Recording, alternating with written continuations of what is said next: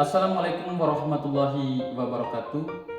Anak-anakku sekalian, pada kesempatan ini kita akan menjelaskan tentang pemulasaraan jenazah, khususnya memandikan jenazah.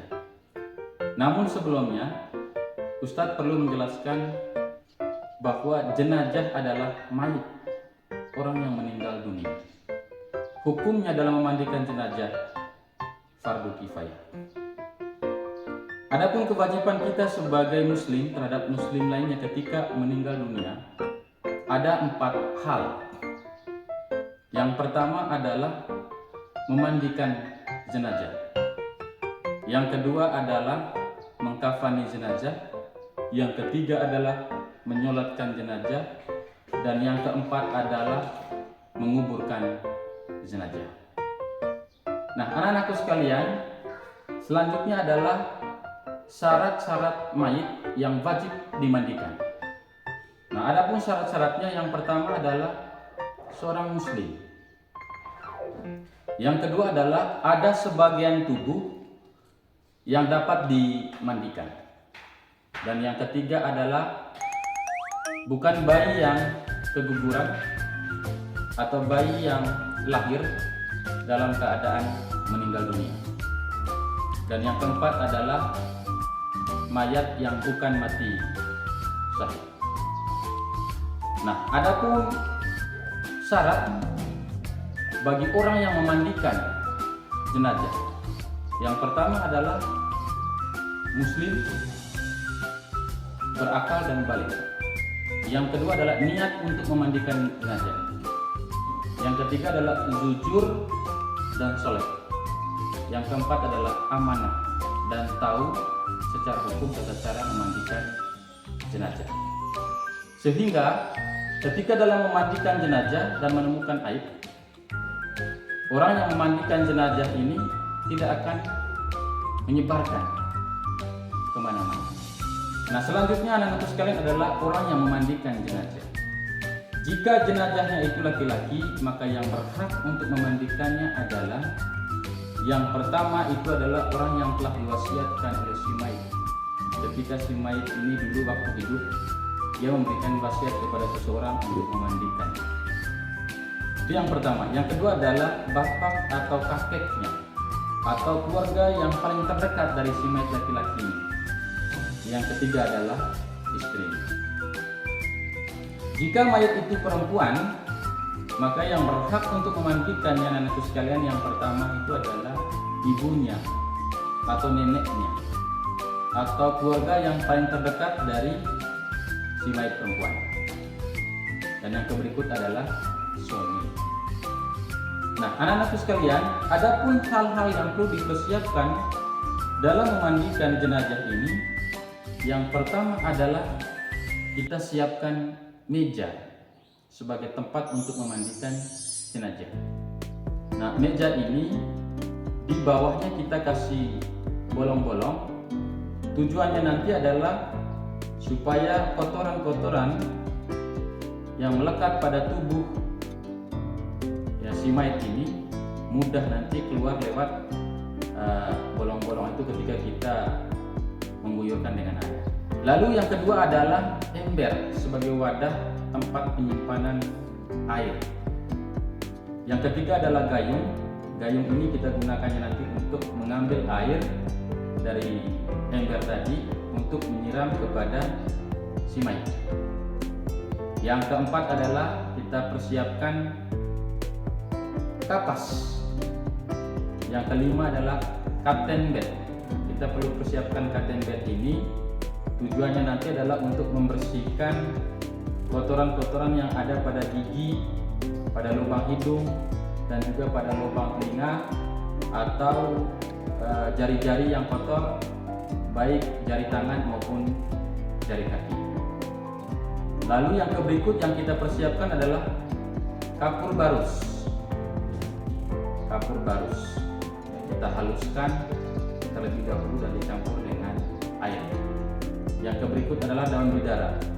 Nah, kalau di wilayah kita susah menemukan daun bidara, maka langkah alternatifnya kita menggunakan jeruk pulut ya. Jeruk pulut ini pasar ya, kita bisa, atau di pekarangan kita itu bisa kita ambilkan. Lalu kemudian caranya adalah kita harus parut ya, hingga halus. Untuk belut-belut ini kemudian kita campur dengan air. Yang berikut adalah adanya kain penutup supaya tidak melihat auratnya si mayat. Yang berikut adalah ada sabun cair atau sampo yang kita gunakan nanti untuk membersihkan tubuh si mayit. Lalu yang berikut ada handuk ini nanti untuk ngelap ya si mayit ketika sudah dimandikan. Lalu yang berikut ada gunting ini ya, tujuannya adalah ketika kita menghendaki memandikan si mayit, kemudian susah kita untuk membuka bajunya, maka langkah alternatif yang sangat tepat adalah kita menggunting ya bajunya agar cepat. Dan yang berikut adalah kita menggunakan masker, kemudian menggunakan sarung tangan, lalu kemudian di depan tubuh kita ini ya, jadi mulai dari leher ya hingga sampai di paha kita itu menggunakan sarung. Tujuannya nanti itu adalah supaya kotoran si mayat ini tidak ya terkena kita ya. Lalu yang terakhir adalah tong sampah. Tujuannya tong sampah ini adalah untuk membuang sampah-sampah yang sudah dipakai dalam proses memandikan jenazah. Nah, anak-anakku sekalian, selanjutnya adalah kita membahas tentang tata cara memandikan jenazah. Dalam tata cara memandikan jenazah, yang pertama adalah kita harus meletakkan mayat itu di atas tempat yang sudah disiapkan. Tadi di alatnya adalah menggunakan meja. Berarti kita letakkan mayat itu di atas meja. Minimal harus 4 orang ya dalam memandikan jenazah. Lalu yang kedua adalah menggunakan sarung tangan. Kita menggunakan sarung tangan. Sarung tangan ini banyak dijual di apotek atau di pasar-pasar ya, atau di kios-kios. Kita beli sarung tangan. Kita gunakan sarung tangan di dalam memandikan jenazah. Yang berikut adalah menyiapkan air bersih sebanyak-banyaknya. Terus yang berikut adalah sabun cair dengan sampo dan menyiapkan kapur barus. Dan yang terakhir adalah istinjakan terlebih dahulu. Nah, anak sekalian, dalam istinjakan jenazah kita tidak boleh melihat aurat jenazah tersebut. Harus ditutup menggunakan sarung. Kemudian tangan kita ini harus menggunakan sarung tangan supaya kita tidak menyentuh langsung auratnya. Nah, setelah itu mayat kita angkatkan sedikit saja, kepalanya dengan punggungnya dengan pelan-pelan. Kemudian kita ikuti dengan siram air dan kita gosok-gosok di bagian kubul maupun duburnya hingga sampai bersih dengan baik. Nah, setelah kita membersihkan di bagian kubul maupun duburnya, selanjutnya adalah kita membersihkan di bagian giginya. Tadi kita menggunakan alat cotton bed. Jadi kita gunakan cotton bed ini untuk membersihkan gigi si mayat. Nah, setelah kita membersihkan giginya, selanjutnya kita membersihkan lubang hidungnya. Nah, setelah itu kita membersihkan lubang telinga si mayat. Nah, setelah kita membersihkan lubang telinga si mayat, kita membersihkan celah-celah ketiaknya. Celah-celah ketiaknya kita harus bersih dengan baik. Terus celah-celah jari yang ada di jari tangan ini ya, jari kuku. Kemudian di jari kaki juga kita harus bersih. Kemudian kita harus bersihkan juga rambutnya menggunakan sampo. Nah, setelah kita menganggap bersih anakku sekalian, selanjutnya kita menggunakan air sabun. Nah, setelah air sabun kita lanjut dengan air bersih. Setelah itu baru kita pasangkan niat. Jika mayitnya adalah laki-laki, niatnya nawaitul ghusla lihazal mayit fardol kifayati lillahi ta'ala. Tetapi jika mayitnya perempuan, niatnya adalah nawaitul ghusla lihazihil mayitati fardol kifayati lillahi ta'ala. Itulah niatnya, baik laki maupun perempuan. Nah, setelah itu kita menyiram air di tubuh jenazah ya, sebanyak 3 kali. Nah, setelah kita menyiram di tubuh jenazah sebanyak 3 kali, selanjutnya kita menyiram di sebelah kanannya. Di sebelah kanan jenazah ini kita siram juga sebanyak 3 kali. Kemudian kita siram di sebelah kiri jenazah sebanyak 3 kali.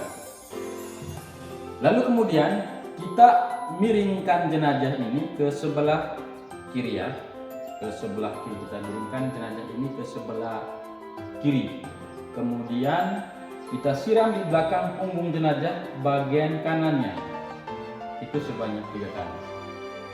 Nah, setelah itu kita miringkan lagi jenazah ini ke sebelah kanan.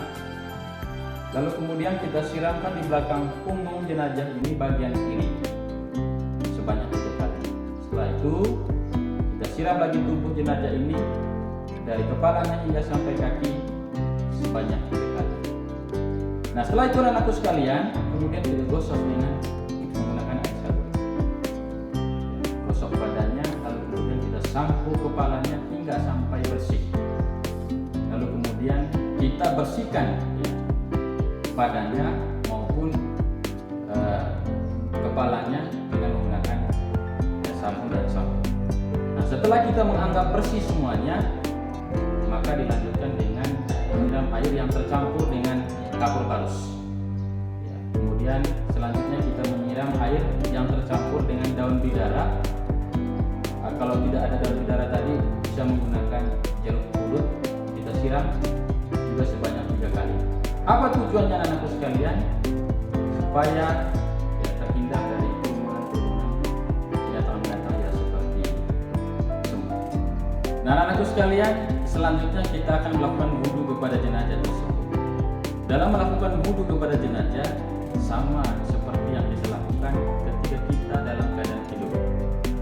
Tapi niatnya adalah ketika mayatnya adalah laki-laki, nawaitul wudu'a lihajal mayyiti lillahi ta'ala. Sedangkan kalau mayatnya perempuan, nawaitul wudu'a lihajihil mayyitati lillahi ta'ala. Nah, setelah itu kita siram air di mukanya sebanyak 3 kali. Selanjutnya kita siram juga di tangannya, mulai dari jari, tangan kanan ya, mulai dari jari hingga sampai siku sebanyak 3 kali. Dan selanjutnya kita juga siram di tangan kirinya, mulai dari jari hingga sampai siku. Nah, setelah itu kita siram di kepalanya sebanyak 3 kali, dan di telinganya juga sebanyak 3 kali, dan yang terakhir adalah kita siram di bagian kaki kanannya sebanyak 3 kali, dan juga di bagian kaki kirinya sebanyak 3 kali. Anak-anakku sekalian, demikianlah cara memandikan jenazah yang dapat Ustadz sampaikan kepada anak-anakku sekalian. Harapan Ustadz, ketika anak-anakku sekalian sudah memahami proses pemulasaran jenazah, khususnya dalam memandikan jenazah, harus diaplikasikan di tengah-tengah kehidupan masyarakat. Demikian Ustadz sampaikan. Atas perhatiannya saya ucapkan terima kasih. Assalamualaikum warahmatullahi wabarakatuh.